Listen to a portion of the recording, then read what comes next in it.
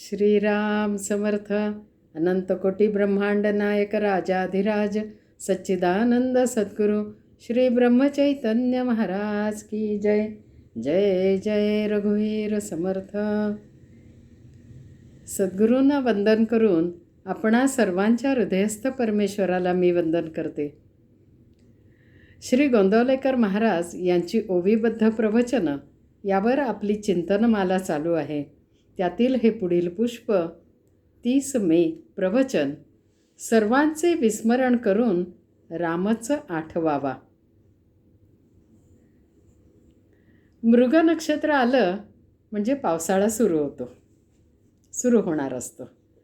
तप्त वैशाख वणव्यानंतर शरीराला मनाला गारवा उत्साह देणारा पाऊस झेलत बाहेर फिरायला जाणं मला खूप आवडतं. धुळीने माखलेली पृथ्वी, झाडं सर्व सुस्नात झालेली पाहून मन आनंदित होतं. काही दिवसानंतर छोटी छोटी रोपं उगवताना दिसतात आणि नवचैतन्यानं मन भरून जातं. अशी ही रोपं पाहताना लक्षात येतं की झाडावर लागलेली फळं पिकून गळून पडतात किंवा पक्ष्यांनी माणसांनी खाल्लेली फळं आणि टाकून दिलेल्या बियातून ही रोपं उमलून आलेली असतात.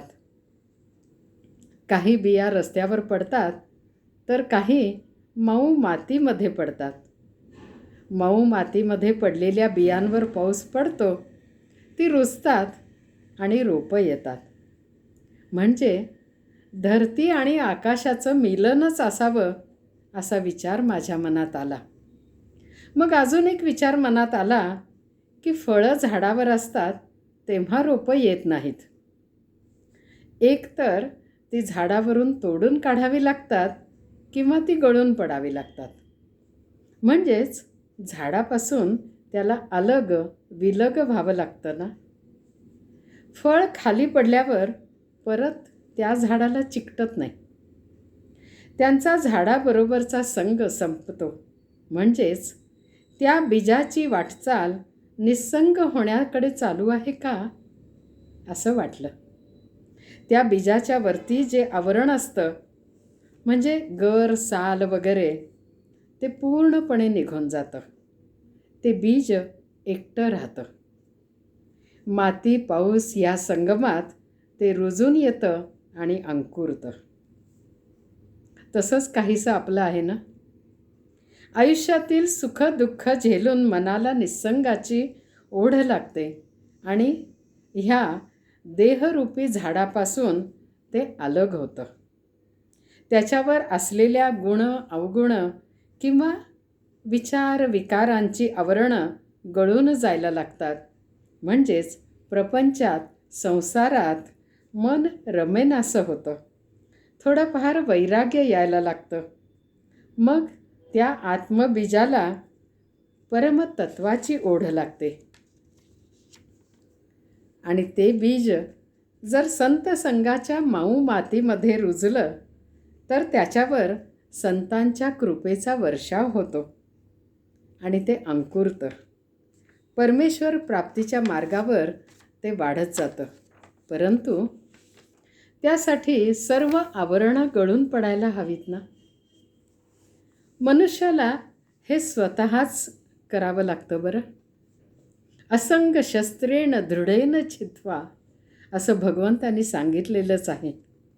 त्यानंतर आपण ह्या झाडाचे होतो, आपण एक फळ होतो, हे सर्व ते बीज मातीत पडून राहतं.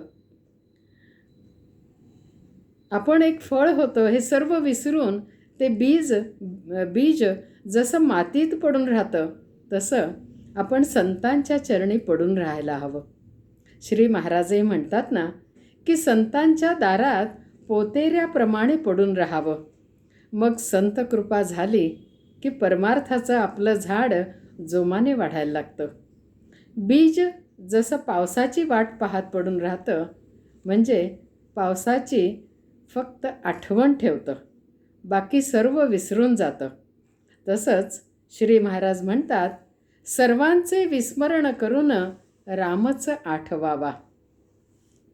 हे प्रवचन आधी आपण बघूया आणि मग पुढे जाऊया. अकर्तेपणे करीत राहावे कर्म, हाच परमात्मा आपलासा करून घेण्याचा मार्ग. न करावा कोणाचा द्वेष मत्सर, सर्वात पहावा आपला रघुवीर. परनिंदा टाळावी, स्वतःकडे दृष्टी वळवावी. गुणांचे करावे संवर्धन, दोषांचे करावे उच्चाटन. जेथे जेथे जावे तेथे चटका लावूनच यावे. याला उपाय एकच जाण, रघुनाथा वाचून न आवड दुजी जाण. देहाचे दुःख अत्यंत भारी, रामकृपेने त्याची जाणीव दूर करी. मनावर कशाचाही न होऊ द्यावा परिणाम, हे पूर्ण जाणून की माझा त्राता राम. अभिमान नसावा तिळभरी, निर्भय असावे अंतरी. जे दुःख देणे आले रामाचे मनी, ते तू सुख मानी. देह टाकावा प्रारब्धावर, आपण मात्र साधनाहून नाही होऊ दूर. मी असावे रामाचे, याहून जगी दुसरे न दिसावे साचे. प्रपंचातील सुखदुःख ठेवावे देहाचे माथा, आपण न सोडावे रघुनाथा. आपण नाही म्हणू कळले जाण, ज्ञानाचे दाखवावे अज्ञान. दोष न पहावे जगाचे, आपले आपण सुधारून घ्यावे साचे. कोणास न लावावा धक्का, हाच नेम तुम्ही राखा. एक रामसेवा अंतरी, सर्वानुभूती भगवत भाव धरी. राम ज्याचा धनी, त्याने न व्हावे दैन्यवाणी.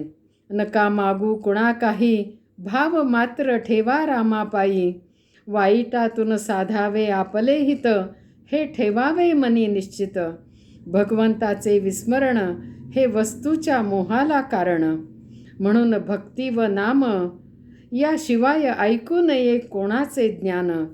परिस्थितीचा निर्माता परमात्मा जाण, त्यातच त्यास पहावे आपण. सर्व करता राम, हा भाव ठेवता चित्ती. खऱ्या विचारांची जोडेल संगती. व्यवहारातील लाभ आणि हानी, मनापासून आपण न मानी. मी आहे रामाचा, ही जाणीव ठेवून मनी. सुखाने वर्तत जावे जनी. एकच क्षण ऐसा यावा, जेणे सर्वांचे विस्मरण करून रामच आठवावा. रामाविण उठे जी वृत्ती, त्यास आपण न व्हावे सांगाती. मी रामाचा हे जाणून, वृत्ती ठेवावी समाधान. धन्य मी झालो, रामाचा होऊन राहिलो. ही बनवावी वृत्ती, जेणे संतोषेल रघुपती. वृत्ती बनविण्याचे साधन, राखावे परमात्म्याचे अनुसंधान. शरीर संपत्ती क्षीण झाली, तरी वृत्ती तशी नाही बनली. विषयाधीन जरी होय वृत्ती, तरी दुरावेल तो रघुपती. संतांची जेथे वसती, तेथे आपली ठेवावी वृत्ती. सतत विवेक अखंड चित्ती, रामनामी मनोवृत्ती. हेची तुम्हा परमप्राप्ती. नामामध्ये ऐसी सत्ता, जेणे जोडे रघुनाथा. नामा परते न मानावे हित, हेच आजवर सांगत आलो सत्य. भगवंताला आपले होणे फार आवडते, रामनामी रहावे खबरदार. रघुनाथ स्मरणात असावे आनंदात, न चाले कोणाची मात. हे बोधवाक्य. आता परत आपण चिंतनाकडे वळूया. अकर्तेपणाने करीत राहावे कर्म, हाच परमात्मा आपलासा करून घेण्याचा मार्ग. मी फिरत फिरत चालले होते त्यावेळेला त्या बीजाशी जो मी संवाद साधायचा प्रयत्न केला, आणि तो संवाद साधताना मी त्याला विचारलं, अरे तू असा एका जागी पडून राहिलास, तुला कंटाळा आला नाही का? किंवा लवकर पाऊस पडावा, आपलं रोप व्हावं, असा अधीर झाला नाहीस का?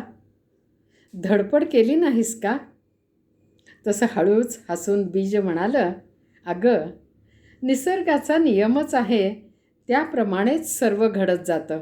योग्य त्या वेळीच पाऊस पडणार आणि मला माहीत आहे परमेश्वराने मला मातीच्या सहवासात ठेवलं आहे. बघा हां, दगड धोंड्यावर ठेवलेलं नाही किंवा रस्त्यावर कोणीतरी तुडवावं म्हणून टाकलं नाही.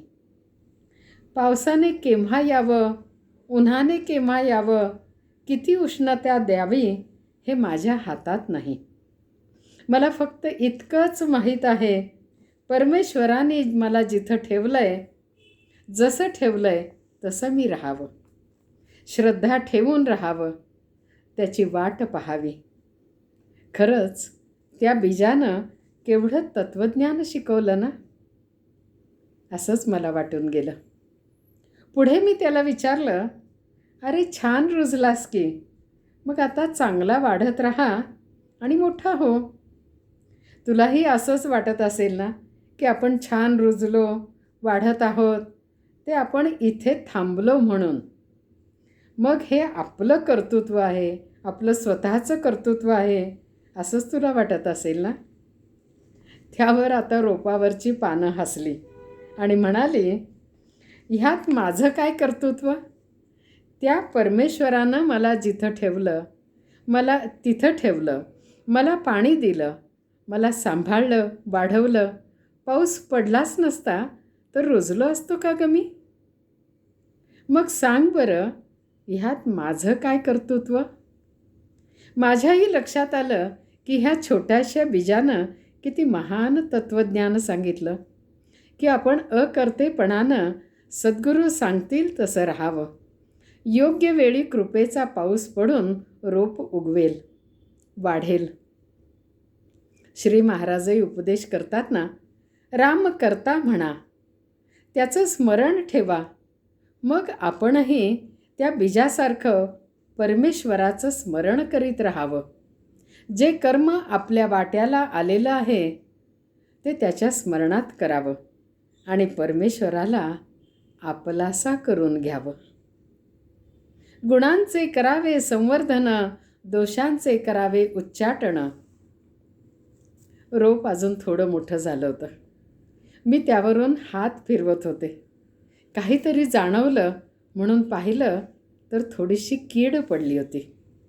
मी ती हळूच काढून टाकली आणि त्या रोपट्याला म्हणलं, अरे सांगायचं नाहीस का रे?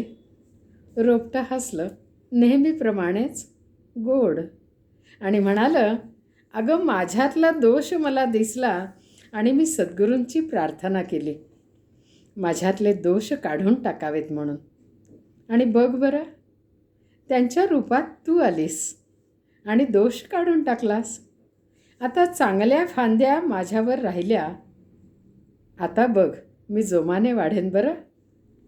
आपणही आपले दोष जाणून घ्यावेत आणि सद्गुरूंना प्रार्थना करावी आणि त्यांच्या स्मरणात राहून ते घालवायचा प्रयत्न करायचा.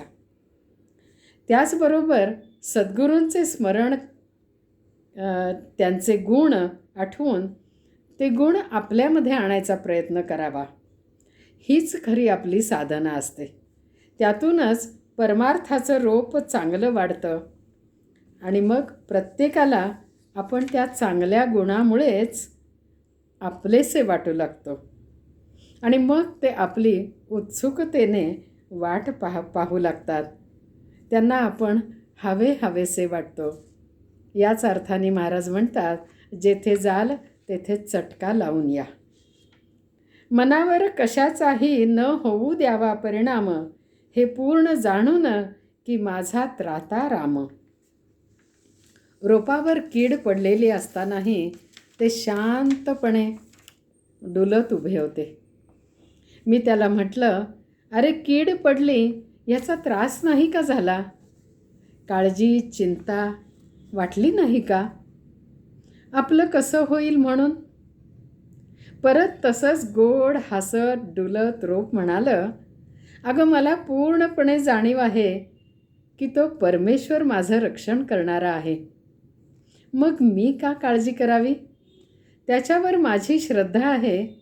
मग मी ती का बरं डळमळीत करावी? बघ बरं, तुला पाठवलं की नाही त्यांनी? तेच सद्गुरूंचं रूप आहे म्हणून मी नेहमी निर्भर असतो. श्री महाराजही म्हणतात ना, कोणत्याही प्रसंगात तुमच्या सहाय्याला जो कोणी येतो तो मीच असतो. परमेश्वरच त्या रूपात धावून येत असतो. आणि ते रोप मला हेच सांगत होतं. आणि म्हणून ते म्हणतं, म्हणूनच मी सर्व प्रारब्धावर सोडून दिलं आहे. आणि ते आनंदाने डोलू लागलं. आपण नाही म्हणू कळले जाणं, ज्ञानाचे दाखवावे अज्ञान. ते रोप पुढे म्हणत होतं, मी माझं सर्व सद्गुरूंच्या हाती सोपवलेलं आहे. ते माझ्या हिताचंच करतात.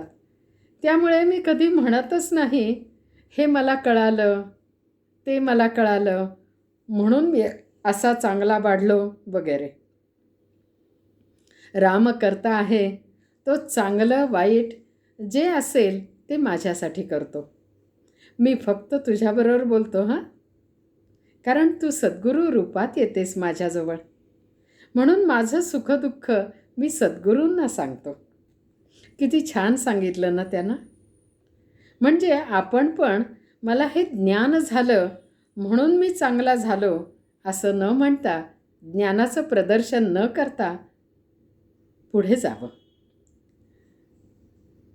रोपटं कसं फक्त परमेश्वरावर श्रद्धा ठेवून उभं असतं ना, तसं आपणही राहावं. वाईटातून साधावे आपले हित, हे ठेवावे मनी निश्चित. अगं ते रोप पुढे म्हणत होतं बरं का, अगं ही कीड माझ्यावर पडली हे वाईट जरी म्हटलं तरी ते का आले माझ्याकडे, तर कोणत्या तरी जन्मात मी त्यांना काही त्रास दिला असेल. त्याची परतफेड आता होत असेल. जे आपण पेरलं तेच उगवतं ना गं. मग आता त्या ऋणातून मी मुक्त झालो असं समजून मी शांत राहून त्यांना चांगली गती प्राप्त व्हावी ही सद्गुरूचरणी प्रार्थना करतो. त्यामुळे माझे सद्गुण वाढण्यास मदत होते. अशा रीतीने मी माझे हित साधून घेतो. कुठल्याही वाईट वृत्ती मनात उठू नयेत अशी प्रभूचरणी प्रार्थना करतो. त्याही जीवात आत्माराम आहे ह्याचे भान ठेवून सर्व आनंदाने सहन करून त्या जीवांना क्षमा करतो. धन्य मी झालो रामाचा होऊन राहिलो, ही बनवावी वृत्ती जेणे संतोषेल रघुपती. आता ते छोटंसं रोपटं आनंदानं डोलत भरभरून बोलत होतं. माझ्यावरचे रोग कीड प्रभू कृपेने काढून टाकली जाते. माझी श्रद्धा अधिकाधिक वाढत गेल्याने त्याचं रूपांतर निष्ठेमध्ये झालेलं आहे. प्रभू रामाशिवाय मला कोणीच नाही, मी त्याचाच आहे, त्याच्या सेवेसाठीच आहे, अशीच मी वृत्ती प्रभूंकडे वळवली. आता मला वाटतं की मी खरोखर धन्य झालो. आता ते रोप उंच उंच व्हायला लागलेलं आहे बरं. त्या उंच उंच वाढणाऱ्या झाडाकडे मी पाहतच राहिले. ते म्हणत होतं, धन्य झालो मी, झालो रामाचा. ज्या मातीत मला प्रभूंनी ठेवलं त्या मातीने मला सांभाळलं. मला कीड लागू दिली नाही की किड्यांना खाऊ दिलं नाही. सूर्याचं तेज, पावसाचं जल, वायू या सर्वांनी मला पूरक परिस्थिती दिली आणि आकाशानं मला उंच व्हायला, विस्तार वाढवायला जागा दिली. त्यामुळेच मी आता वाटसरूंना सावली देऊ शकतो, सेवा करू शकतो. म्हणून मी स्वतःला धन्य समजतो. मी त्या वाढणाऱ्या वटवृक्षाकडे पाहतच राहिले. संतांची जेथे वस्ती तेथे आपली ठेवावी वृत्ती. सतत विवेक अखंड चित्ती, रामनामी मनोवृत्ती, हेची तुम्हा परमप्राप्ती. त्या बीजानं, रोपानं, वृक्षानं मला दाखवून दिलं. मऊ मातीचा सहवास लाभल्यामुळं ते रुजून आलं. म्हणजेच ते संत सहवासात राहिलेलं होतं. आपल्या सर्व वृत्ती त्याने भगवंताकडे वळवल्या होत्या. भगवंताशिवाय अन्य काही नाही हा विवेक त्याने बाळगलेला होता. सतत प्रभुस्मरणात रामनामात ते राहत असल्याने त्याचं जीवन धन्य झालं होतं. आपणही हे सर्व ध्यानात ठेवून वागलो तर परमेश्वराची प्राप्ती होईल, हे श्री महाराजांचे वचन आहे. प्रपंचाचे सार अभंग रूपात माण गंगातीरी या पुस्तकात मांडलेलं आहे, ते आपल्यापुढे ठेवते. करावीत कर्मे अकर्तेपणाने, रामाचे होण्याने साधत असे. दोष निर्मूलन नामाने करून, गुणसंवर्धन करावे हो. भक्ती नामाविण ऐकावे न ज्ञान, भावचित्ती जाण राम करता. रामाविण कधी नसावी हो वृत्ती, तेणे रघुपती संतोषेल. संतांची वसती तेथे ठेवा वृत्ती, अखंड या चित्ती रामनाम. नामापरिहित नाही हो कशात, सांगतो हे सत्य माना तुम्ही. बोधवाक्य रघुनाथ स्मरणात असावे आनंदात, तेथे न चाले कोणाची मात. जानकी जीवन स्मरण जय जय राम. सद्गुरुनाथार्पणमस्तु.